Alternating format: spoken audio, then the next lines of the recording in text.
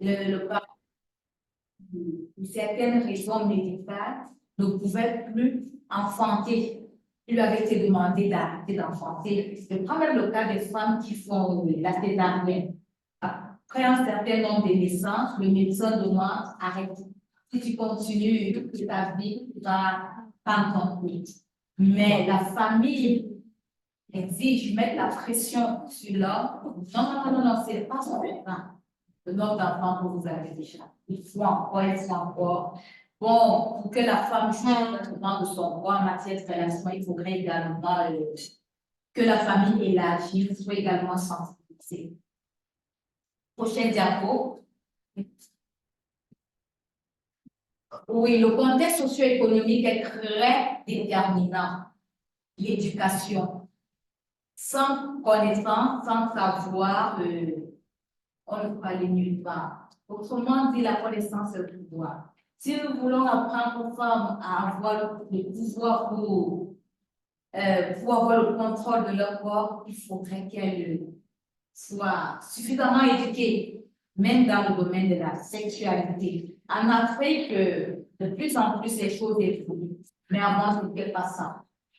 La mère avait peur d'en parler, de peur qu'en parlant, c'était comme si elle donnait le feu vert à la jeune fille d'aller commettre l'irréparable. Bon, l'enfant grandissait sans éducation sexuelle. Elle subissait tout ce qu'on lui demandait de faire, comme nous l'avons vu au début. Il est important vraiment de sensibiliser suffisamment, et avant même la sensibilisation dans le domaine de la santé sexuelle et reproductive, les femmes doivent être instruites. L'éducation, c'est bien. Parce qu'une femme instruite, elle peut facilement se voir.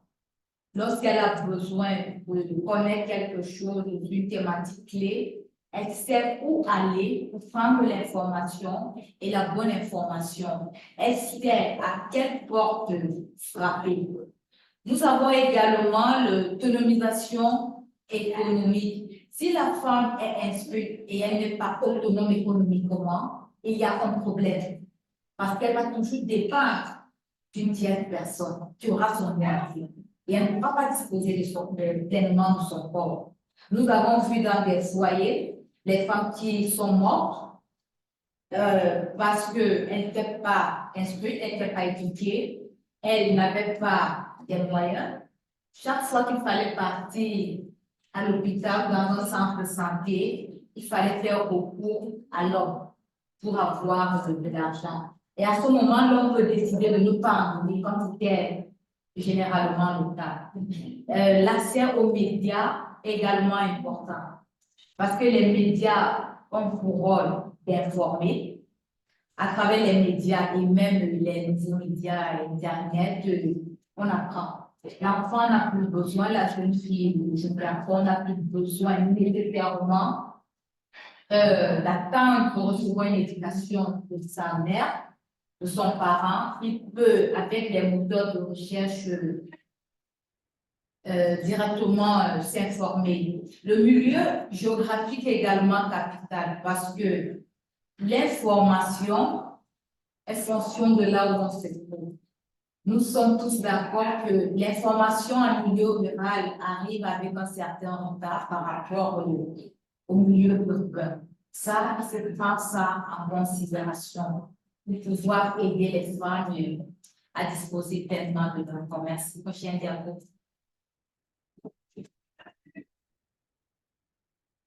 Oui, après d'avoir parlé des différents facteurs qu'il fallait prendre en considération sur lesquels on pouvait travailler pour permettre aux femmes d'être autonomes, d'avoir l'autonomie corporelle.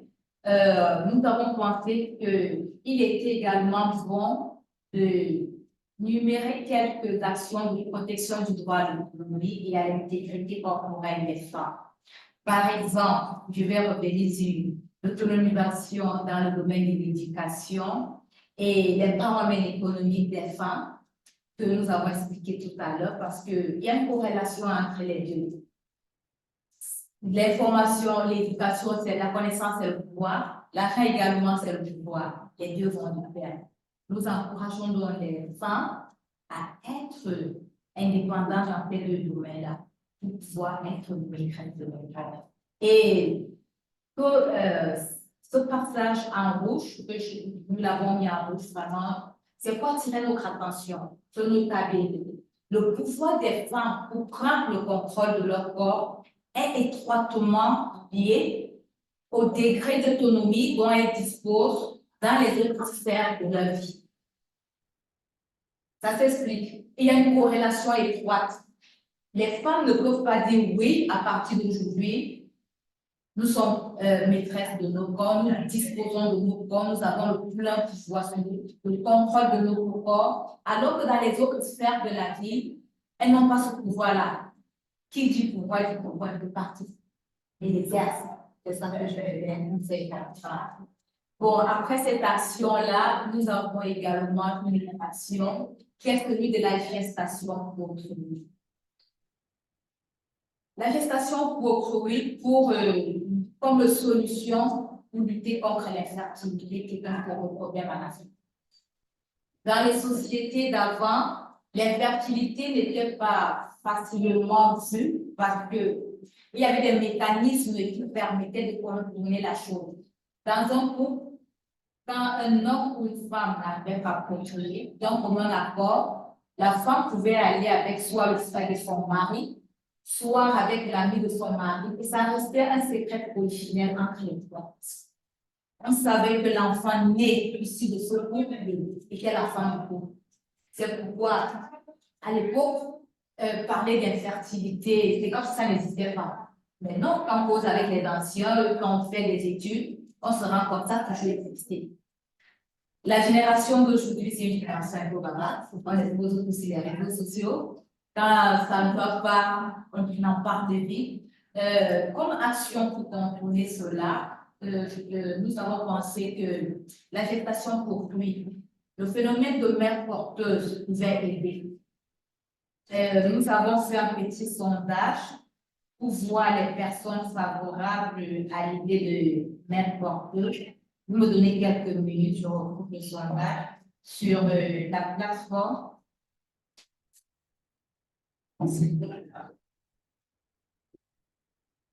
Bref, la plupart des gens étaient favorables à l'idée de mère porteuse en Afrique. Le sondage que j'ai eu à faire, je ne sais pas si je vais le rattraper, je ne comprends pas vite. C'était 43% de personnes qui étaient favorables à l'idée de mère porteuse. Bon, d'autres estimaient que si on leur dit ce que faire, ils pouvaient se décider. Mais tout ça, c'est pour dire quoi? De plus en plus, les mères porteuses, ce n'est pas quelque chose de tabou. Les couples comprennent que, comme on dit, il y a l'éducation, il y a un problème. Le plus important, ce n'est pas de vivre avec le regard des gens, de voir quelle est la solution et d'accepter la solution là. Et dans la plupart de nos pays, je crois qu'il y a des lois qui encadrent le problème de mère porteuse. Elle sait qu'elle porte l'enfant de quelqu'un et qu'elle va le lui rendre dès que l'enfant naît. Comme dernière action, la masculinité positive. Honnêtement, les hommes sont nos amis. Nous ne pouvons pas faire sans les hommes. Même dans ce combat féministe, nous avons besoin des hommes. En matière de sexualité, nous avons besoin des hommes. En matière de reproduction, nous avons besoin des hommes. Nous ne pouvons pas donc les laisser derrière et mener le combat tout seul. Nous n'aurons pas les résultats escomptés. Nous avons besoin de les rallier à notre cause pour avoir des résultats assez concrets. Pourquoi? Parce que avoir les hommes avec nous, c'est un atout majeur dans la libération des femmes du contrôle masculin de leur corps. Pendant plusieurs années, ce sont les hommes qui avaient le pouvoir sur le contrôle des femmes. Imaginez que nous tenons une sensibilisation comme ça, typiquement féminine, et en matière d'action armée, on oublie les hommes. Ça ne va pas porter des fruits. Même si on a l'impression que ça donne des fruits, ce ne sera pas des fruits sur le long terme. On a besoin de ces hommes-là qui ont longtemps exercé le pouvoir sur le corps des femmes, qui viennent, qui comprennent, qui s'approprient la chose, le mindset change et ensemble, on va en avant. On devrait également encourager les hommes à mieux communiquer avec leur épouse en matière de santé sexuelle. Tout, c'est la communication. Dans un couple, sans communication, on ne peut rien faire. Les hommes doivent se détacher des schémas favorisant les privilèges et la domination qui nuisent gravement à l'autonomisation corporelle et s'orienter vers des modes de vie plus justes. C'est juste le changement de mindset que les hommes qui vont se rallier à notre cause comprennent que on n'a pas besoin de continuer à marcher sur les sentiers déjà battus, à faire comme ce qui a été fait. Non, on a besoin de nouveaux modèles justes. Quand lui sort pour travailler, la femme sort pour travailler, ou elle reste dans le cadre de la sphère domestique pour travailler. Quand il revient le soir, de la même manière qu'il peut dire non, parce qu'il est peut-être stressé, il ne veut pas. La femme également a le même droit de dire non. Ça doit également être. Après quelques minutes de causerie, presque seule, j'attends les questions. Mais avant d'aller aux questions, j'ai pensé qu'on pouvait récapituler tout ce qu'on a écouté là. Pourquoi récapituler? Pour que chacun sorte d'ici avec au moins une phrase. Et j'ai été assez attentive sur l'autodétermination des femmes dans le domaine de la santé sexuelle. Qu'est-ce que je veux dire? Bon, c'est ça. Prochaine diapositive. L'autonomie corporelle des femmes est un idéal accessible, contrairement à ce que les gens pensent. Il est accessible si et seulement si le corps des femmes ne fait plus l'objet d'un contrôle extérieur. C'est tout ce que nous avons dit au début là. Bon, nous allons parvenir à cet idéal vers lequel nous sommes en train de chercher à atteindre si le corps des femmes ne fait plus l'objet d'un contrôle extérieur. Les parents, la communauté, le mari n'a plus le droit de choisir à la place des femmes. Donc, il va falloir atteindre l'autonomie corporelle. Deuxième message, les femmes disposent désormais du libre arbitre, c'est-à-dire du pouvoir de décider librement. On ne va pas quand même peindre le tableau du noir. Beaucoup reste à faire, mais on a bien quand même le temps pour une partie de cela. Et le dernier message, les femmes ont le pouvoir décisionnel des femmes concernant leur corps passe par ces questions-ci.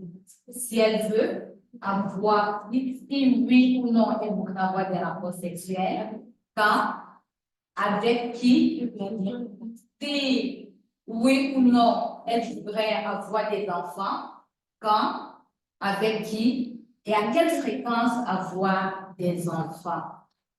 Aucune œuvre humaine n'étant parfaite, j'avance.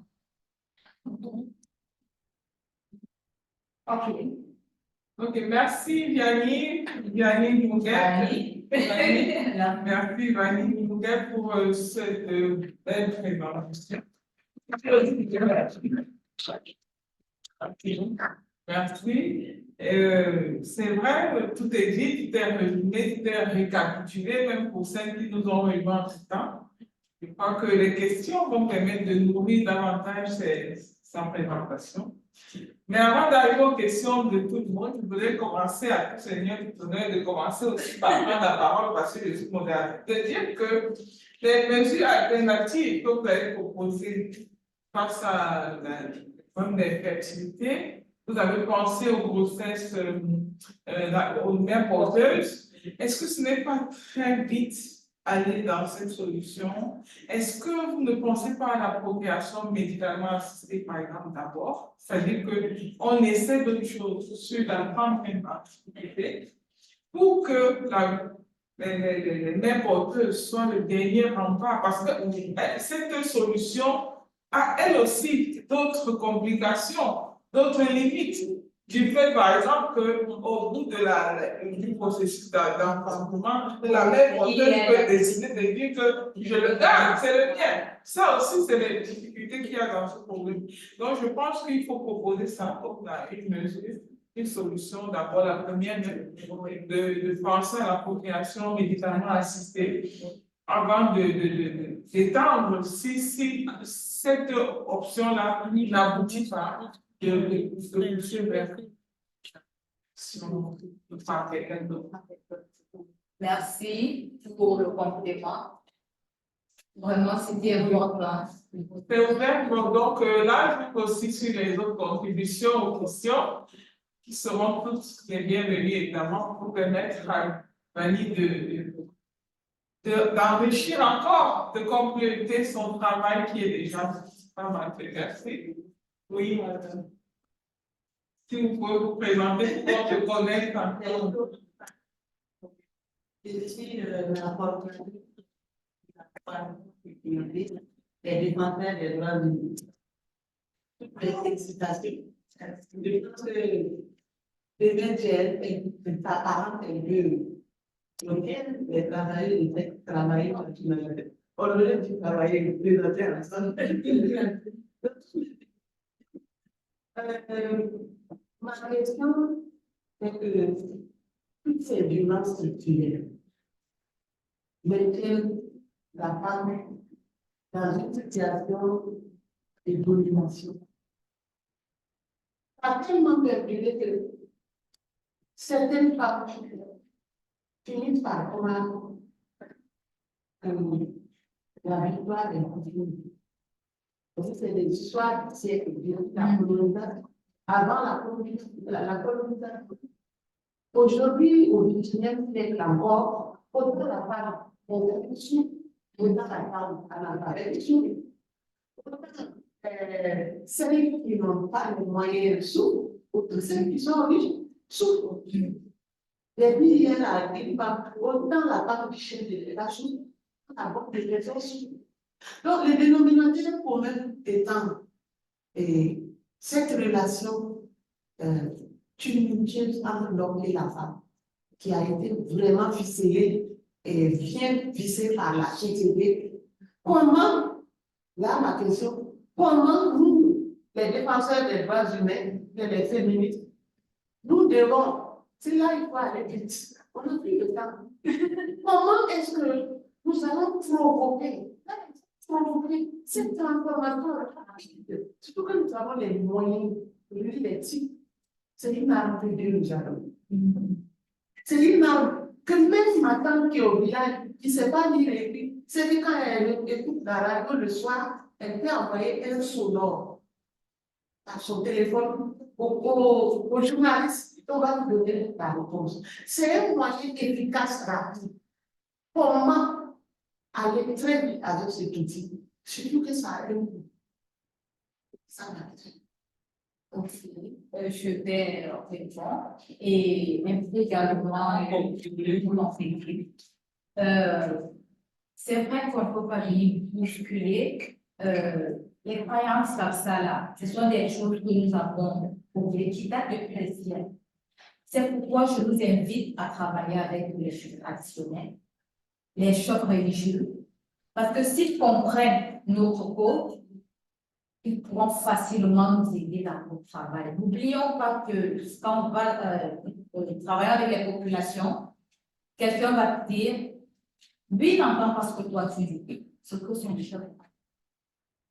Il a son choc.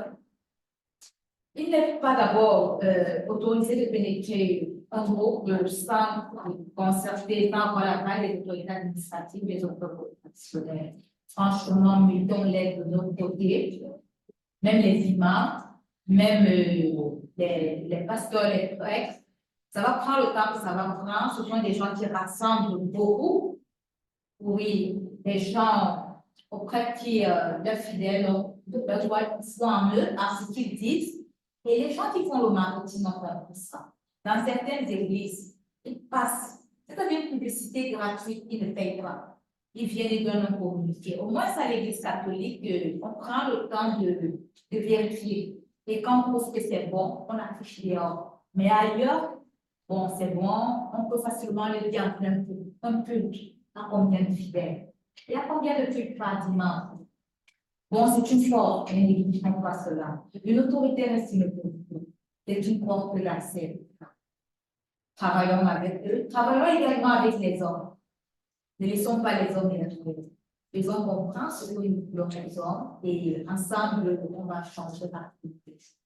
C'est ainsi que je vois les choses. Quelqu'un pourrait compléter? Oui, je veux dire quand même quelque chose ici. Je suis sociologue comme elle. C'est pour ça que j'ai choisi de l'accompagner. Ce que je voulais dire pour la sociologue qui intervient, c'est que tous les faits sociaux répondent à un fonctionnement qu'on avait jugé important et utile au moment où on l'a pensé. Parce que ce sont des penseurs sociaux, on les appelait pas sociologues à cette époque-là, qui avaient réfléchi sur les mécanismes de causalité pour implémenter des fonctionnements.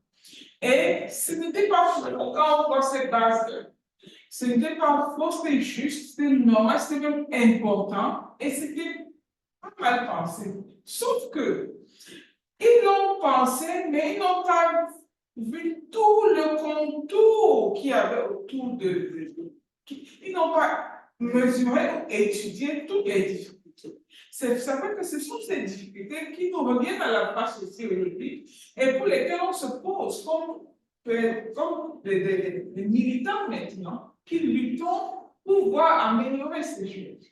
Et quand donc on se met à améliorer, qu'est-ce qu'il y a à dire à ces porteurs, ces garants de la société qui sont les leaders traditionnels, communautaires, qu'est-ce qu'on a à leur dire pour que les choses changent? C'est de leur dire que voici comment on faisait, c'était bien, c'était pas mal, mais voici aussi ce qui découle de ça. Et c'est pour ça qu'on vous propose de faire différemment. J'ai donné votre exemple, on dit que la femme du chef d'État, parce que quand elle est femme, elle a sa réalité de femme, qui la ramène au même niveau que les autres. Et c'est dans ça qu'il y a cette différence. C'est pour ça qu'on le représente pour dire faisons différemment, faisons autrement, faisons mieux. Et maintenant, dans ce faisons mieux, qui vont utiliser la technologie, les médias, les TIC dont vous avez parlé, ça demande une formation. Même nous qui sommes instruits, là, moi, il y a des choses ici, des plus gros balles, tout ça, ça perturbe le cerveau. Il faut d'abord nous former pour être à ce niveau d'utilisation. Et une fois qu'on sera formé, donc toutes ces choses, avec ces mécanismes de changement, passent aussi par un autre rituel auquel on n'avait pas accès à ce moment-là. On adresse aujourd'hui les problèmes qu'on a, parce que ces problèmes sont aussi liés à l'évolution du temps que nos grands-parents n'avaient pas, parce qu'ils n'avaient pas les TIC.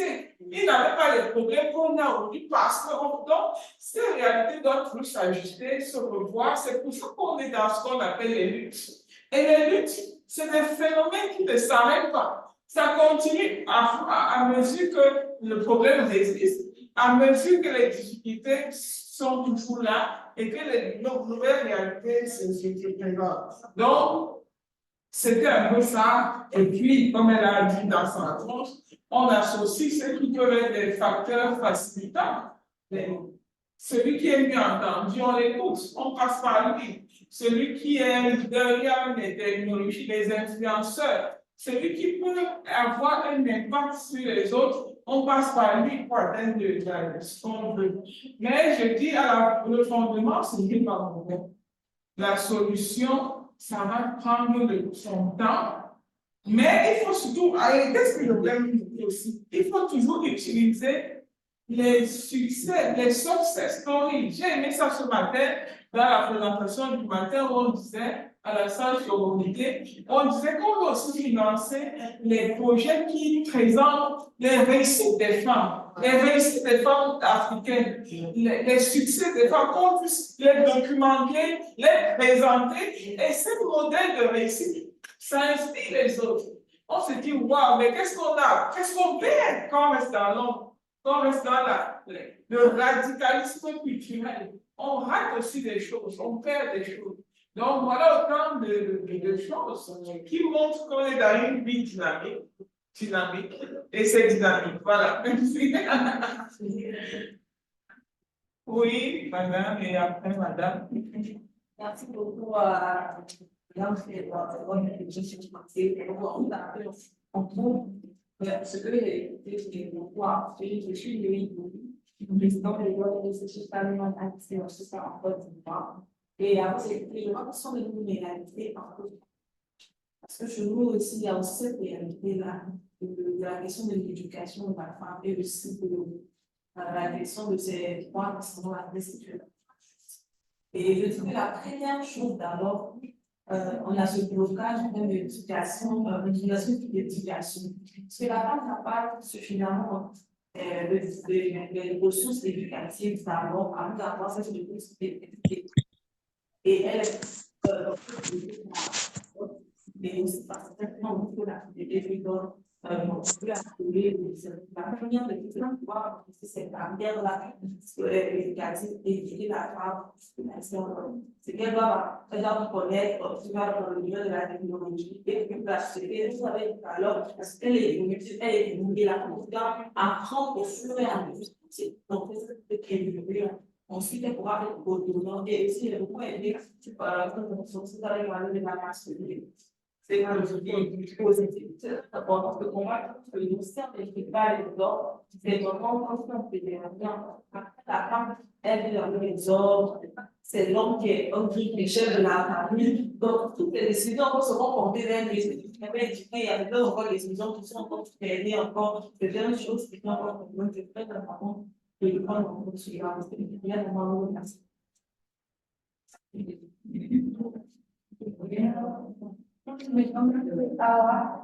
Je suis dans le groupe d'évaluation, c'est pour ce qui peut bien et pas du tout à tout ce qui est un projet humanitaire, voilà. Donc, je suis chargée de la responsable de la recherche des partenariats et de financement. Je voudrais revenir sur le point de l'humanitaire. C'est très important ce que Madame a dit. Intégrer les partenaires dans tout ce qui est un projet. Voilà, c'est pas seulement peut-être fonctionner et peut-être la santé la santé sexuelle et reproductive, mais c'est aussi comme la communication dans la gestion du projet. Si tu n'intègres pas satisfaisamment atteindre voilà, l'objectif utilisé par le projet, c'est quelque chose qu'on doit intégrer particulièrement au quotidien. Voilà. Il faut que ce soit nous d'accueil pour la recherche.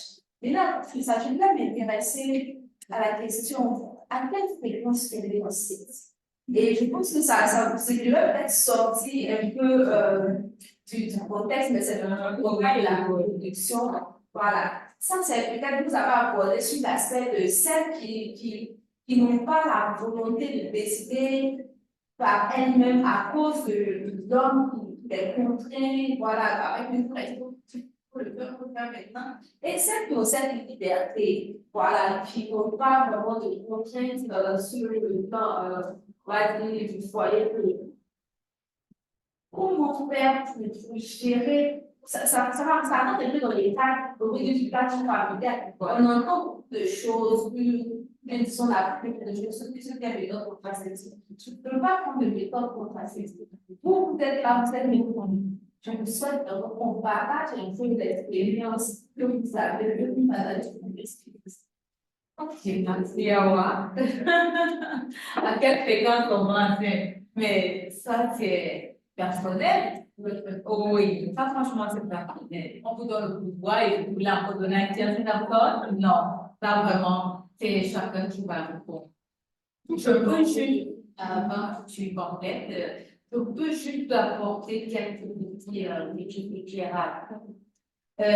Pour répondre à cette question, il ne faut pas mettre en considération le fait des différents rôles. Tu es d'abord épouse, tu es mère, tu as ta carrière professionnelle. Bon, entrepreneur, et c'est pas, on le gère avec un peu beaucoup de contraintes et on réussit à le gérer. C'est pas possible de cumuler les trois. Nous le faisons et même nos mamans l'ont fait. Bon, maintenant, toi, tu as une vision, à court, à moyen, à long terme. Quand tu as un foyer, il y a la vision du foyer. Comment est-ce que tu vois ton foyer dans 2 ans, dans 5 ans, dans 10 ans? Comment est-ce que toi-même tu te vois en tant qu'épouse? Tu vois un peu tout. C'est pourquoi je dis que c'est vraiment personnel. En termes même de carrière professionnelle, tu te regardes sur le long, comment à court, à moyen, à long terme.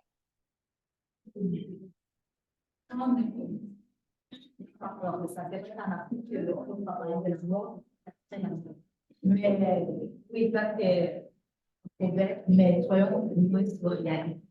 Quand vous êtes en couple avec quelqu'un, on ne le souhaite pas. On a un moment pour ne plus être là. Donc, c'est l'amour qui est une alliance. Oui. Il faut de plus être là. Comment est-ce que vous voyez votre foyer? Cherchez dans le prochain foyer parce que vous avez besoin d'un appui financier. C'est un problème motif. Et si vous restez seul pour élever ces enfants-là, est-ce que les enfants vont seulement souffrir de l'absence d'un père ou ils vont également souffrir sans les moyens financiers? Parce qu'en Afrique, certes, les femmes travaillent, mais de plus en plus, travaillent de plus en plus, mais on voit toujours que un peu l'homme qui apporte toujours les ressources de la famille. Les autres, en ce moment, les femmes, c'est la même part, comme on veut le mari, hein.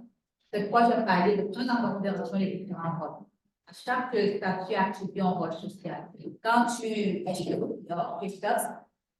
tu retournes dans ton foyer, là-bas, tu te comportes en tant que la femme soumise et équilibrée, tu peux apporter les décisions différentes.